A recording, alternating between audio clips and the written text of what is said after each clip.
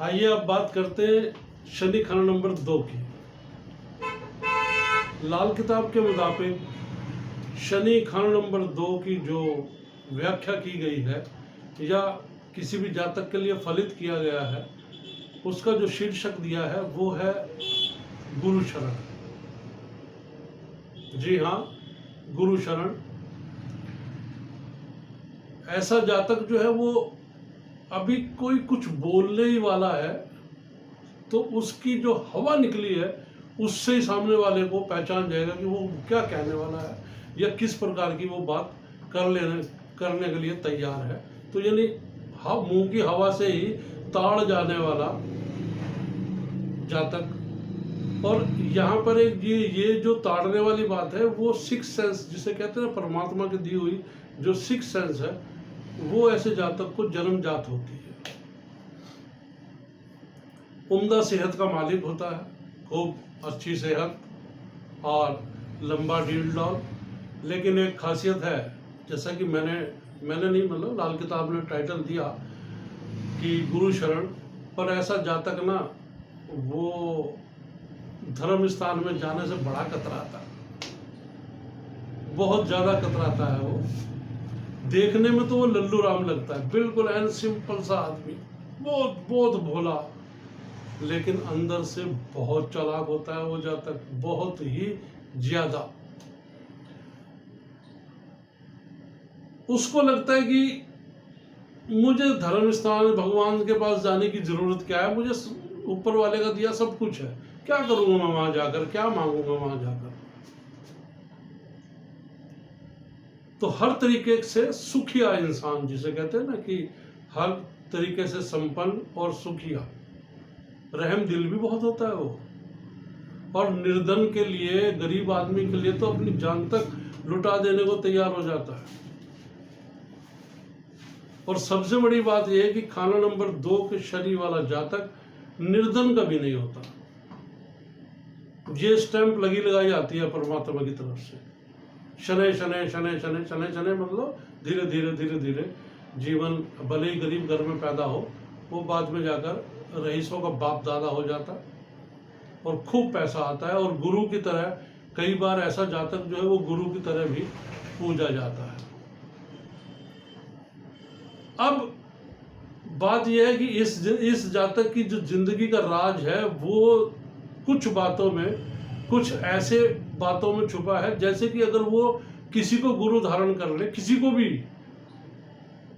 चाहे वो सदगुरु हो, चाहे वो चालू गुरु हो, चाहे ना समझ गुरु हो, किसी को भी गुरु मान ले, तो उसके लिए सबसे बड़ी बात यह होगी कि उसकी जो गुजर बसर है वो अपने आप ही बढ़िया होती चली जाएगी।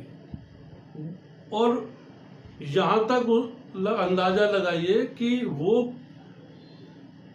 कई बीघे या कई किले जमीनों का मालिक बन जाएगा धीरे धीरे, और अंत समय तक जाते जाते खूब धनवान रईस, और जैसा मैंने कहा रईसों का बाप दादा, ऐसा ये जातक हो सकता है। अब इसमें एक गणित है, वो है पामिस्ट्री जिसे कहेंगे, या समुद्रिक ज्ञान की बात।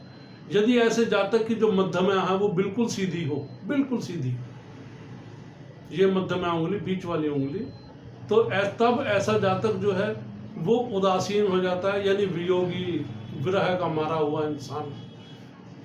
और वो उसे जो एक तरीके से समाज से, हर चीज से अलग से मतलब है कि अलग होते जाना, हर चीज को नकारते चले जाना, हर ही चीज को नकारते चले जाना, और अंत में संन्यास ले लेना। ये इस जातक की सबसे बड़ी जो है वो, इसे खूबी कहो, संसार से वियोग कहो, या परमात्मा से लगन कहो, वो संन्यास ले लेगा। और सबसे बड़ी इस जातक की खासियत क्या होती है कि ये दूसरों की बातों पर पर्दा बहुत डालता है, और कोशिश ये करता है कि वो जितनी भी बातें हों किसी भी तरीके की, उन सबको वो छुपा कर रखे। यानी जैसे गांव में, हमारे यहाँ नॉर्थ इंडिया में एक कहावत है कि गूंगा बैल, जो सुन तो सब कुछ लेगा लेकिन बोल नहीं पाएगा। तो ऐसा जातक जो है वो हर तरीके की बात को छुपा कर रखने की ताकत का मालिक होता है। वो यूं ही नहीं आसानी से उसके अंदर से कोई बात आप कहलवा सकते।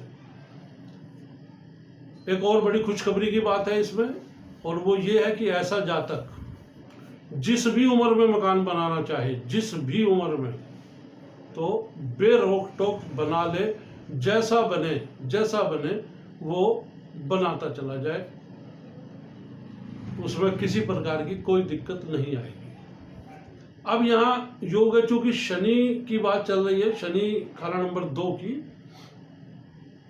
तो ऐसे में गुरु या सूर्य यानी बृहस्पति या सूर्य यदि खाना नंबर 10 या 11 में बैठे हों, तो ऐसा जातक जो है वो पंडित, मौलवी, पादरी या किसी जैसे ज्ञानी गुरुद्वारा वगैरह में बन जाते हैं। तो इस तरीके का जातक जो है वो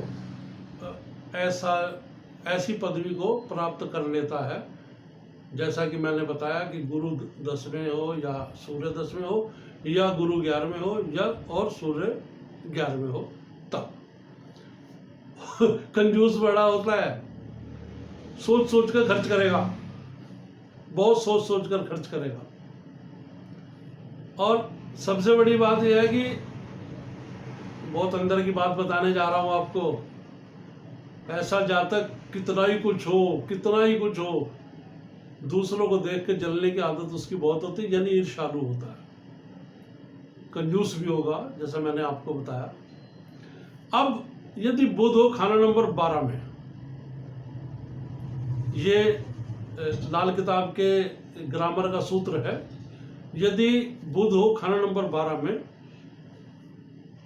और जातक की 34 साल की उम्र से पहले कोई कन्या पैदा हो जाए, बड़े राज की बात है, ये भी बहुत राज की, बहुत तरक्की की, बहुत खुशहाली की बात बताने जा रहा हूं। यानी 34 वर्ष की उम्र से पहले अगर कोई कन्या पैदा हो जाए, वो बच्चा चाहे पहला हो, चाहे दूसरा और चाहे तीसरा हो,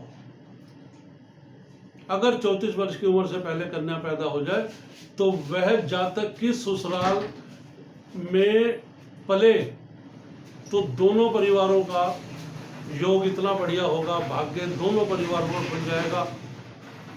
तो ये है। और यहाँ पर और भी खुशहाली और भी समस्याओं की को दूर करने के लिए एक जो छोटा सा उपाय है वो है दही का तिलक लगाना। जी हाँ, दही का तिलक लगाना।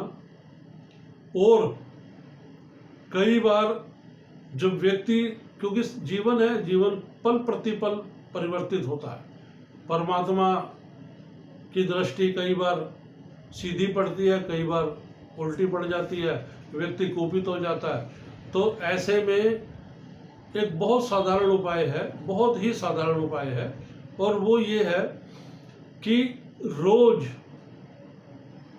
108 दिन लगातार ऐसा जातक यदि किसी भी धर्म स्थान में है, किसी भी धर्म स्थान में और किसी भी धर्म का जातक है, तो अगर वो अपने धर्म स्थान या किसी भी धर्म स्थान में जाकर माथा रगड़कर और नाक रगड़कर अपनी की हुई, जाने अनजाने में की हुई गलतियों की अगर माफ़ी मांग ले 108 दिन लगातार, तो उसका कोई भी बाल बांका नहीं कर सकता, ये ध्यान रखिएगा।